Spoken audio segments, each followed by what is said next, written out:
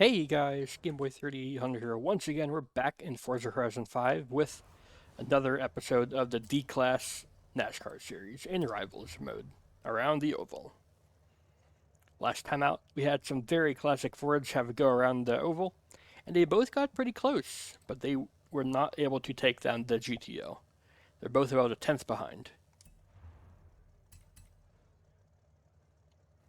GTO still leads. So what do we go for this time? Let's go for some Chevys this time around. Had Fords go last time, now it's time for Chevy. I think we'll try out... There we go, we can try out this Impala. This starts in C-Class, but with the rear wing attachment, you can actually downgrade it to D-Class and make it work.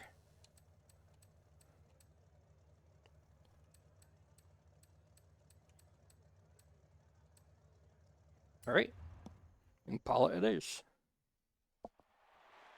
Now, this is a much newer car. In theory, it should be faster, but it's way heavier than that GTO. The GTO is about 3,600 pounds. This is over 4,000. We have a 4-speed. It's a pretty heavy car, so I do have the damping higher than the previous vehicles. We're ready to go. I don't know if we have max rear tire widths, but we probably have at least one stage, given how it does have heavy rims onto it.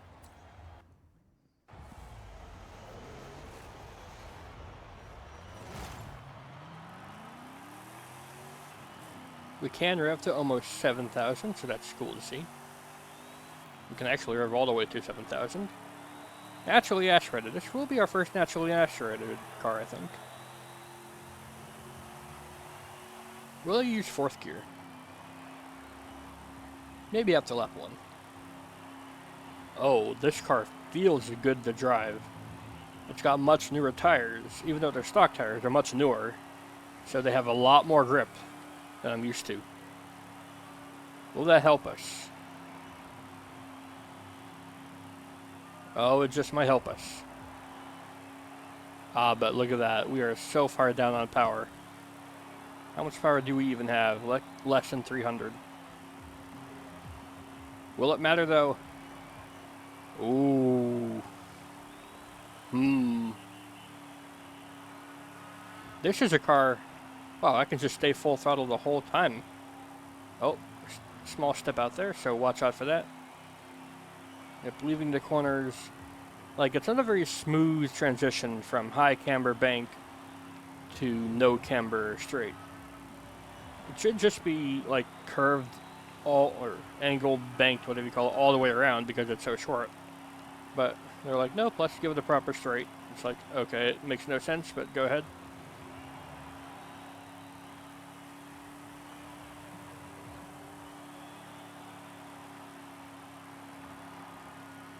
Oh, look at this. Can the Impala get it? Oh, that is so close. 24-1, we're only a tenth down. Or a couple tenths down.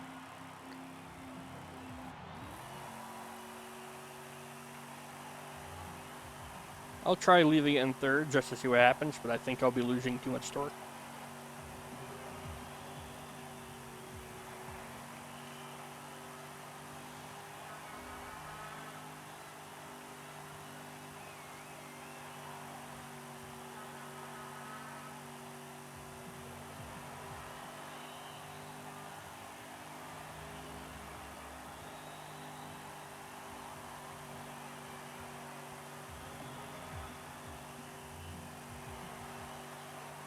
Yeah, 3rd's not going to work for us.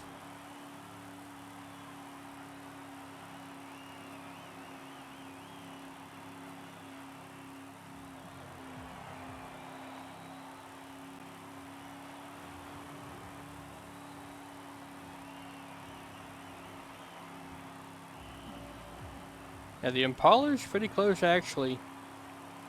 It's got much better handling than you could give it credit for.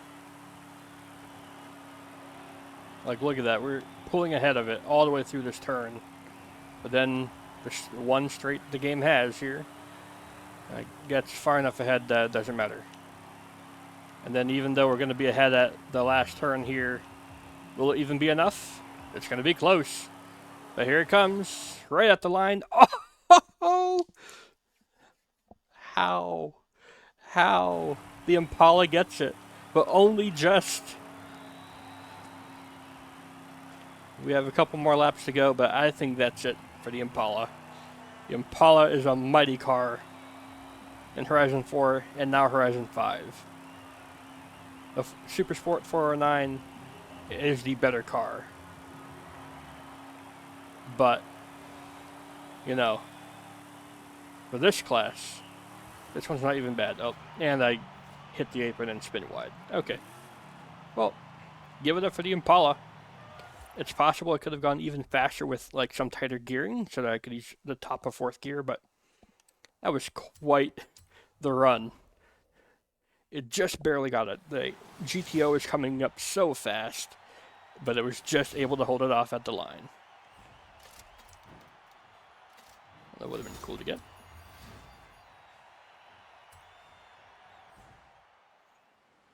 All right, give it up for that there Impala. Clean laps 999, not bad.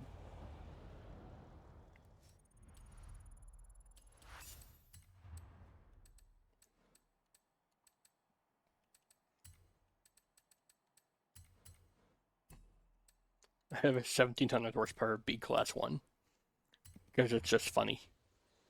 This though, I'm genuinely shocked. This thing did so well.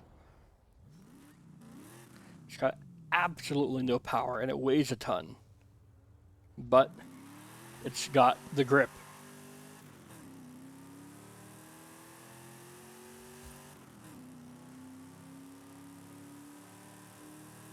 .260 horsepower.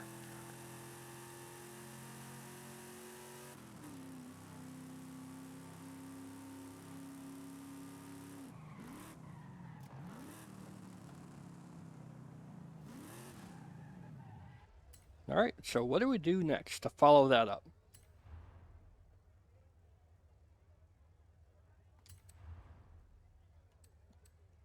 Look at that, 260 horsepower, 4,100 pounds.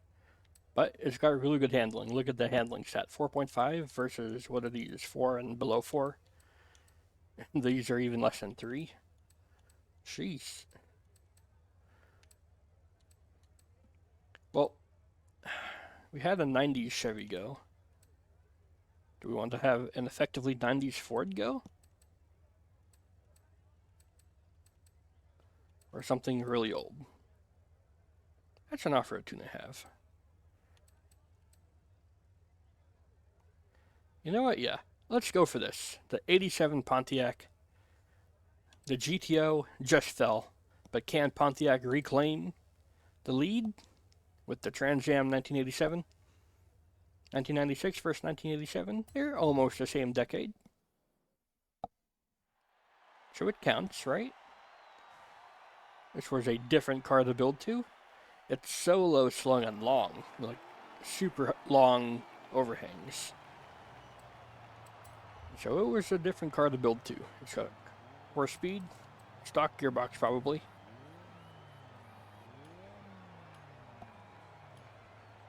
Pretty low ride height, even with rally suspension.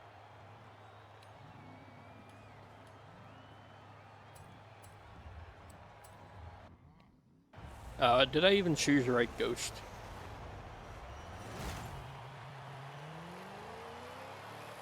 I did not. Every time. You know, I've done enough Rivals events, you'd think I would remember that. But no. Never.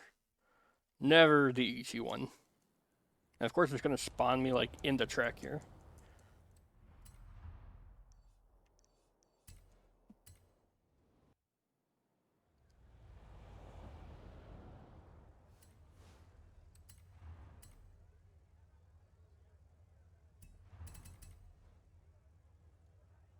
Number 888 in the world with that Impala Supersport time.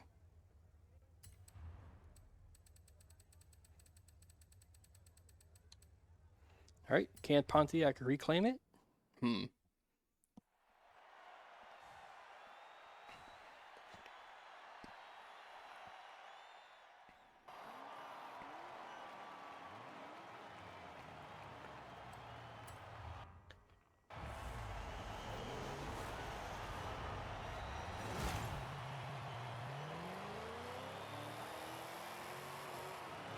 6,000 RPM is where it likes to rev up to. Not terrible. Hopefully 3 gears is all we need, because I don't think fourth will help us out at all this time around. How is the grip in this car? Doesn't seem terrible.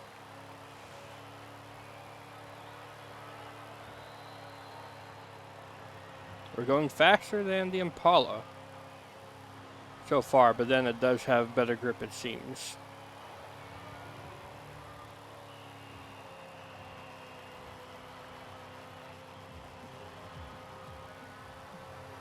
Oh, look at that. Already, Pontiac is back on top by a 10th.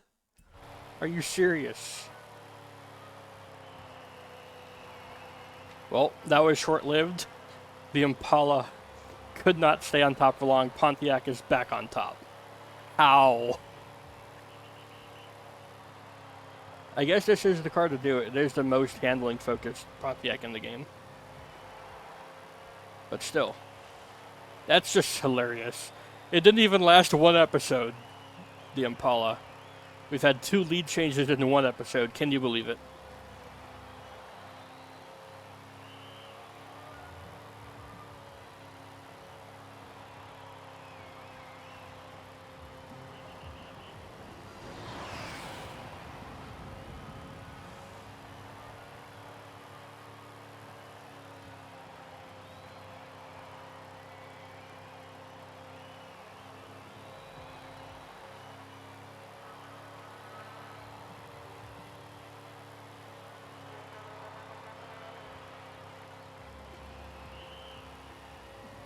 We're going to extend that lead to, look at this, 23.6. We are destroying the Impala. 23.9, where's the goal? We are 3/10 ahead of it already.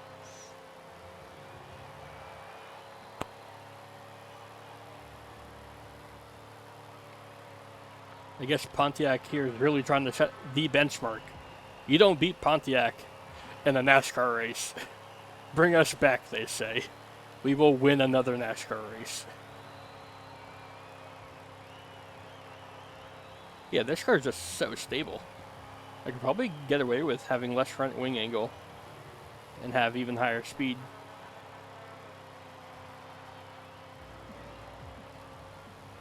This is going to skew the lap time for the rest of the series, I think. Look at that. It lowered it again, 23.61 versus 23.69. We're going to need to have something mighty fast able to challenge it next time around, I guess. I don't know what that'll be, though. It's going to be very tough. I didn't even look at the engine. We are running a supercharger of some kind. Saw the boost climbing. Are we on a centrifugal supercharger? A pro charger? I bet you that's why, because you can just stay in the top of the revs for the whole time around. Stay in the boost. Unlike a turbo setup where it's like most effective down low.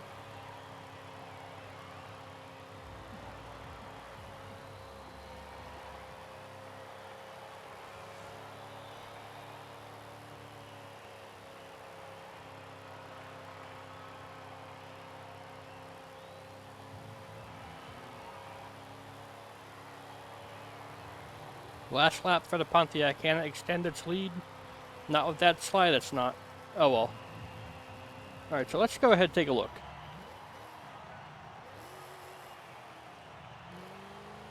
Yep, it's a pro charger. Building boost as we build revs. That's why we're able to stay at the top for so many laps. Just improving and improving and improving, like many, many laps at a time. The pro charger keeping the power up at the top end. That's what got it the win. Along with being really good handling. That also helped. But I'm going to give the win to the pro charger.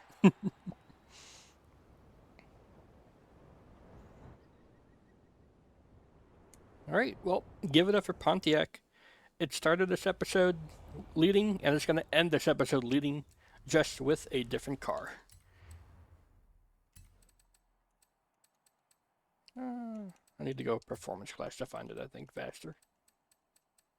There it is. 262 horsepower. 355 torque isn't even bad. 3,600 pounds with a 5.7 liter V8. Here's the leader. If you guys enjoyed the not so different leader at the end of the episode, you can leave a like, favorite, comment, share, and of course don't forget to subscribe as well. Thanks again, I'll see you all in the future.